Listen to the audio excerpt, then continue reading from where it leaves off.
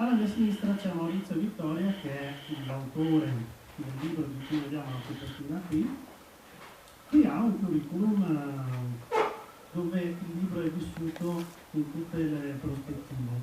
Perché? Perché oltre ad essere autore di libri, questo non è il primo che lui scrive né su Venezia né su altri argomenti, è figlio di editore, di cui poi è stato anche direttore della casa editrice Evi all'epoca, ed è stato anche bibliotecario all'interno della Biblioteca Nazionale Marciana. Quindi è una persona che sui libri c'è nato, ci vive e continua a viverci. Allora, passo subito la parola a Maurizio. Visto che si parla di storia di Venezia tascabile, di storia di Venezia se ne sono stati scritti vari libri, e quindi la prima domanda che vi pongo è: perché ha voluto scrivere un libro su Venezia e sulla sua storia? Buonasera a tutti, sono un po' emozionato, scusatemi. Allora, innanzitutto perché un altro libro sulla storia di Venezia e perché questo libro? Sono convinto che la divulgazione, cioè spiegare in forma semplice storia, geografia, scienza, sia utilissimo per diffondere la cultura. La storia di Venezia copre più di 1000 anni, è densa di avvenimenti, densa di cose, e ho pensato che potesse essere utile una specie di compendio in qualcosa che riassumesse tutto questo per chi avesse voglia di sapere qualcosa sulla storia di Venezia, ma senza dover leggere le migliaia di pagine che già esistono. Questo è fondamentalmente.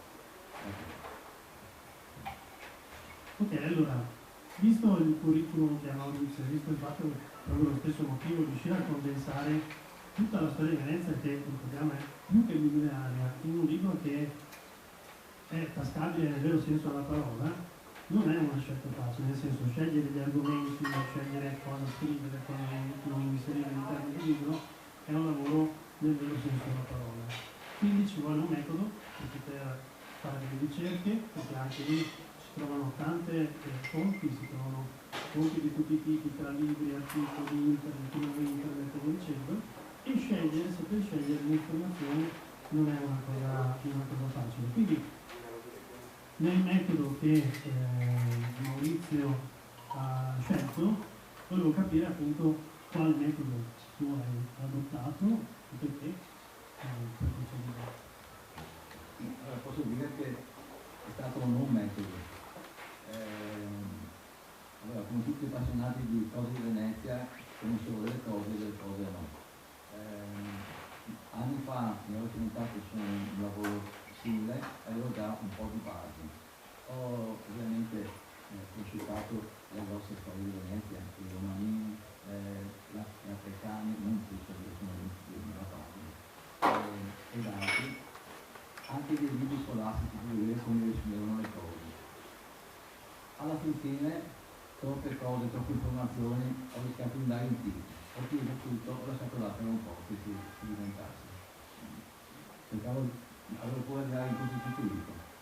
Poi dopo un po' ho preso in mano una cronologia di storia di Venezia che avevo fatto tempo prima, e piano piano l'ho seguita aggiornandola con le cose di adesso. E il problema è stato cosa metto, cosa non metto. Se sta avendo un momento importante da un mettere. E se questo non lo metto si capisce l'altro, e poi questo non possono mettere. Diciamo che è stato più difficile togliere che inserire. Arrivare a circa 230 pagine non è facile, perché anche solo nello svolgimento delle frasi, vedete che io sono frasi compatte, perché il fine deve essere una cosa leggera, leggibile, di facile comprensione e veloce.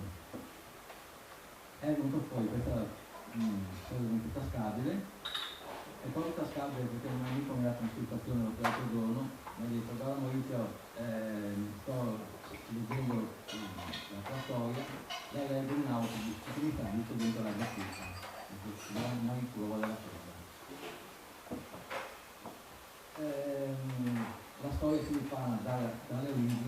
fino ai nostri giorni è aggiornata, diciamo, qualche mese fa, cioè un po' prima della stampa, e purtroppo concentrando su quelle cose, ovviamente molte cose vengono saltate. E per questo alla fine ho inserito una corposa bibliografia, sono circa 170 titoli su Venezia, dove chi è interessato può approfondire i vari argomenti.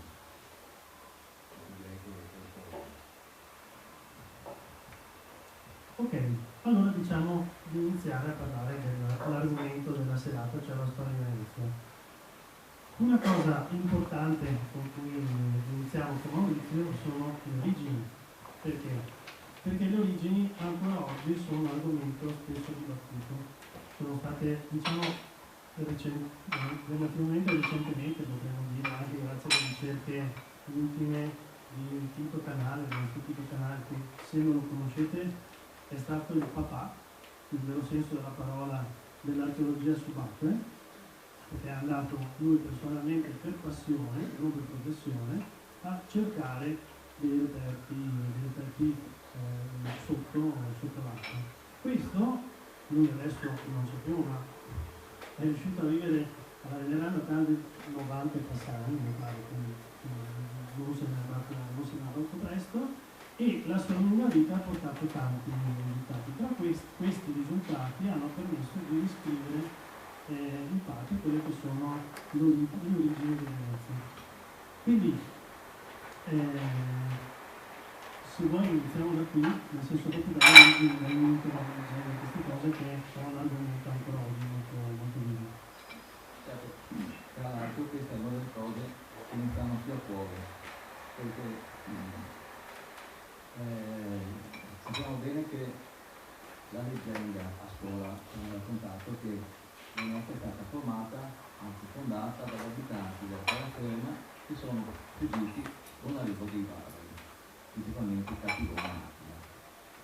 Non solo, ma abbiamo anche una data, è il 25 marzo 421, che tra l'altro è il giorno della annunciazione di Maria e, sempre nella leggenda, è il giorno in cui hanno fondato la chiesa di San Giacometto, San Giacomo di Viaggio. Questa leggenda qua si è poi consolidata nella storia e chi ha avuto il potere, ovviamente una serenissima, ha usato questo per rafforzare l'idea di Stato, per la grandezza dello Stato. Sappiamo però che la cosa è diversa, ormai piano piano si fa di più, ma secondo me vale la pena insistere qui e qui. Allora, nel 421 Attila era poco più di un bambino intanto, va bene che era cattivo, ma insomma un tredicenni non fa problema. Poi la chiesa di San Giacometto non è stata fondata nel 421, ma è del XV secolo. E queste leggende derivano principalmente dalle narrazioni di tale Paolo Diacono, che era uno scrittore di Longobardi, che iniziò a scrivere questa leggenda poco prima dell'800, cioè 400 anni circa dopo gli avvenimenti che ha descritto.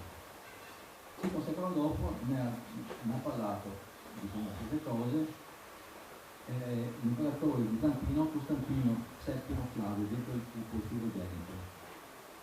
E sulla data invece del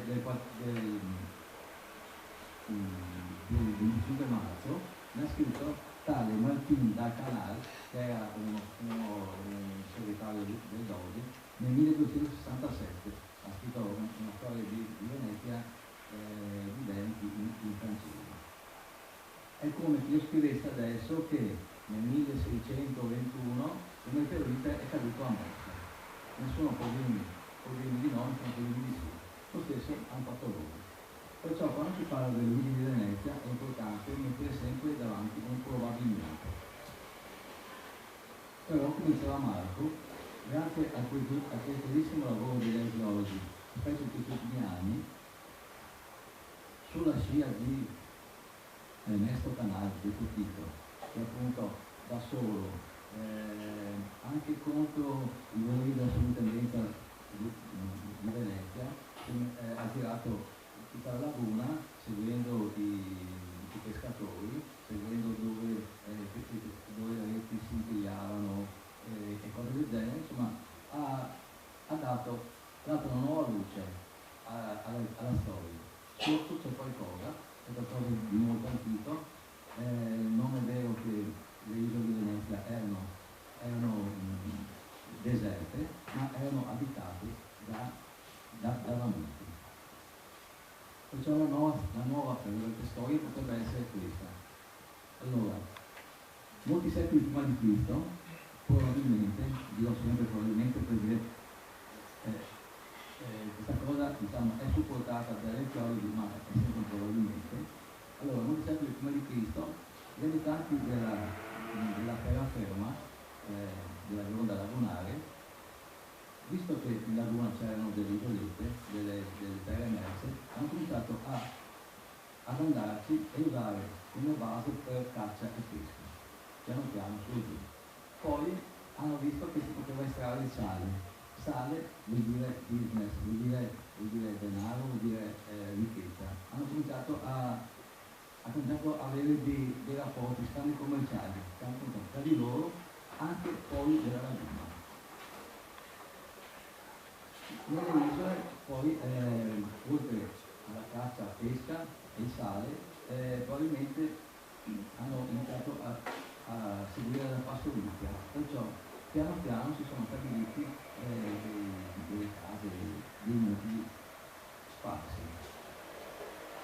Allora, già nel secolo III e I prima di Cristo, l'area della laguna era conosciuta dai geografi greci, come Strabone, come un luogo dove si poteva fare scambi, dove c'erano commerci.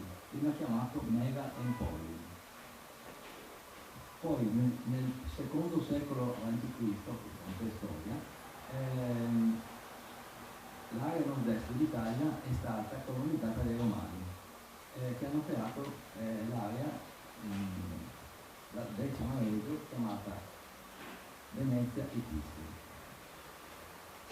Probabilmente tra le varie isole si è creata una sorta di federazione gestita da delle elite, probabilmente tra le famiglie più ricche o quelle che potevano muoversi meglio, e c'è probabilmente una sorta di Venezia pre-Venezia. Si può parlare di una comunità anfibia.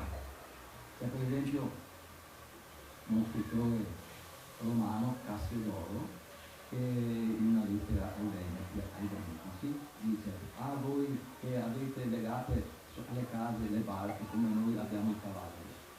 Perciò, cioè, si capisce che c'era una comunità, c'era una società.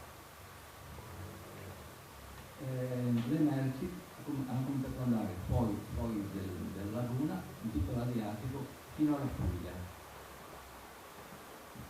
Non solo, ma tutta l'area era anche un luogo di villeggiatura dei Romani. Che tiro facevano le merci? Probabilmente le navi arrivavano all'importatore di porto, dove adesso c'è tre porti, diciamo, Cavallino e Fondazioni. Le navi grosse si fermavano lì, scaricavano le merci su navi barche più piccole e queste merci venivano trasportate fino ad Alpino. Alpino era una città che si era molto sviluppata con i Romani, era un centro di smistamento per le merci per tutta l'Italia del nord. Le merci andavano ad Alpino attraverso i canali dell'allora delta di vari fiumi, adesso è laguna. Lungo i vari canali, nelle varie isole, compreso il Porcello, allora c'erano magazzini, strutture, zone di riposo e anche delle domus, cioè domus romane, delle ville, come per esempio la villa, sempre scoperta da Ernesto Canale, la villa che si trova nel Cavallino,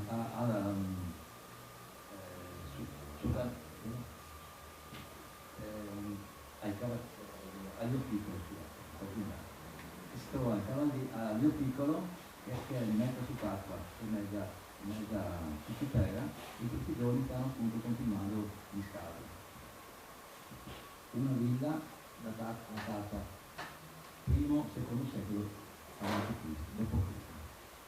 Allora questa molto probabilmente fu la situazione che trovarono gli sfoggiati quando arrivarono i barbari.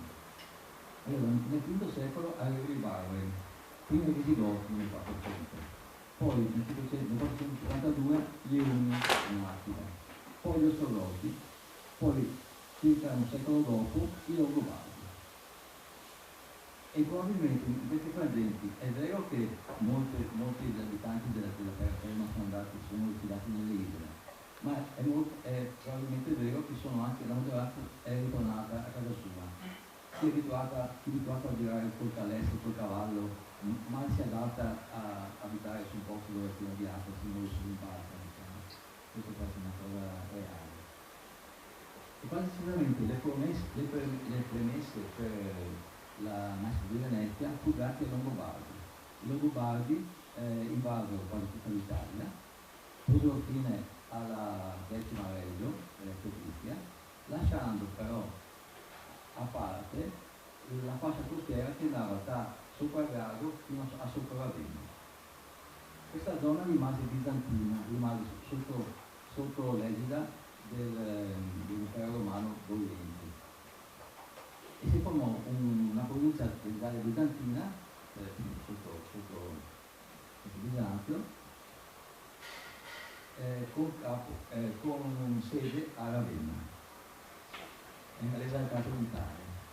Sotto governo locale e i tribuni marittimi, che erano dei soldati militari eletti da Bisanzio per le varie famiglie. I centri di potere si spostarono Grado e Torcello, e da qui inizia la vera storia di Venezia, piano piano, che conosciamo e di cui abbiamo anche delle prove, i geologi e tutto.